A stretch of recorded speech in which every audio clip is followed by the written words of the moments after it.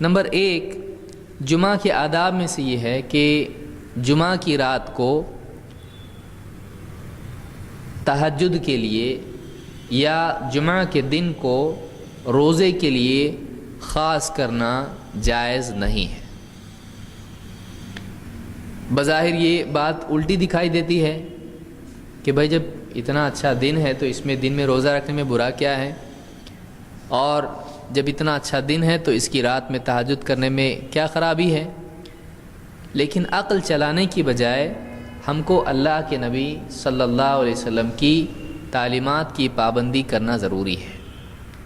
جہاں دیکھیے شریعت کا قاعدہ کیا ہے، ہماری چاہت اور ہماری عقل اگر ہم کو بتا رہی کہ اس میں فائدہ ہے، اور اگر شریعت ہم کو بتاتی ہے کہ رک جاؤ، تو ہم کو چاہیے کہ ہم رک جائیں، چاہے اندر سے کتنی چاہت کیوں نہ ہو، چاہے عقل ہم کو بتا رہی ہو کہ اس کرنے میں ہمارے لیے فائدہ ہے۔ یہی دین ہے، اس لیے کہ اللہ جانتا ہے، ہم نہیں جانتے ہیں۔ بہت ساری چیزیں ہم کو لگتا ہے اس میں فائدہ ہے، لیکن اللہ نے اس سے منع کیا ہے، لہٰذا رکنے میں ہمارا فائدہ ہے۔ اپنی عقل کے پیچھے چلنے والا آدمی جو اللہ کے دین سے لاپرواہ ہو کر اپنی عقل پر چلے وہ نقصان اٹھاتا ہے۔ لہٰذا دین کے سلسلے میں یہ بات یاد رکھنا ضروری ہے کہ جب منع ہے تو منع ہے، چاہے ہمارا دل کتنا ہی چاہے ہماری عقل میں وہ بات فٹ بیٹھتی ہو۔ اس لیے کہ آدم علیہ السلام کو ابلیس نے کیا کیا، اللہ نے کہا تھا اس پیڑ کے قریب مت جانا، ابلیس نے کیا کہا، ارے یہ پیڑ بہت اچھا ہے، اس پیڑ کا پھل کھاؤ گے تو تم کو بادشاہت ملے گی، تم فرشتے جیسے ہو جاؤ گے، ہمیشہ کی زندگی تم کو ملے گی۔ قسم سے میں صحیح بول رہا ہوں، تمہارا بھلا چاہتا ہوں، قسم بھی کھائے، وقاسمہما انی لکما لمن الناصحین، قسم سے میں تمہارا بھلا چاہنے والا ہوں۔ یہ دیکھیے ابلیس قسم بھی کھاتا ہے اور کیا بول رہا ہے، میں تمہارا بھلا چاہنے والا ہوں، لیکن جھوٹ تھا، ان کو دھوکہ دینے کے لیے اس نے اس طرح سے کیا، تو اس کا کوئی بھروسہ نہیں ہے۔ اب انہوں نے جب پھل کھایا تو کیا ہوا، فائدہ ہوا کہ نقصان ہوا؟ وہ سارے وعدے ہوا میں اڑ گئے۔ ابلیس نے جو بھی باتیں کہی تھی وہ سب کیا ہو گیا، غلط ثابت ہو گیا۔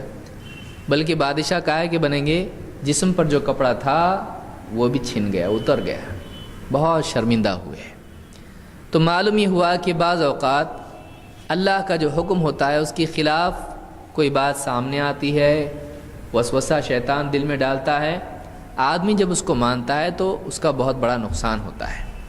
لہٰذا ہم اپنی عقل کو قرآن و سنت کے بدلے استعمال نہ کریں۔ قرآن و سنت چھوڑ دو، عقل چلاؤ، غلط۔ قرآن و سنت سمجھنے کے لیے عقل استعمال کریں۔ تو یہاں پر اللہ کے نبی صلی اللہ علیہ وسلم نے جمعہ کے دن کے بارے میں کیا کہا، لا تختصوا لیلۃ الجمعۃ بقیام من بین اللیالی، جمعہ کی رات کو دوسری راتوں کے مقابلے میں عبادت کے لیے، قیام کے لیے خاص مت کرو۔ ہفتے بھر میں کوئی رات اور نہیں، صرف جمعہ کی رات تہجد پڑھیں گے، ایسا مت کرو۔ ولا تخصوا یوم الجمعۃ بصیام بین الایام، اور دوسرے دنوں کے مقابلے میں جمعہ کے دن کو روزے کے لیے خاص مت کرو۔ الا ان یکون فی صوم یصومہ احدکم، ہاں یہ کہ آدمی کوئی روزہ پہلے سے رکھتا ہو، اس کا معمول ہو، تو ایسا روزہ آدمی رکھ سکتا ہے۔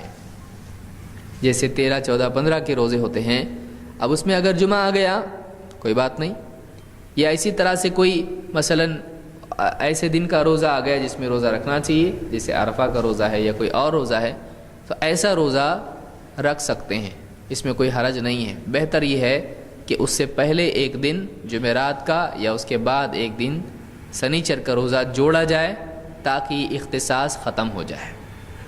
تو یہ مسلم کی روایت ہے، اور اس سے معلوم یہ ہوتا ہے کہ جمعہ کی رات تہجد کے لیے خاص کرنا صحیح نہیں، اور جمعہ کا دن روزے کے لیے خاص کرنا صحیح نہیں۔ ہاں اس سے آگے پیچھے اگر جوڑ لیتا ہے تو وہ خاص کرنا ختم ہو جاتا ہے۔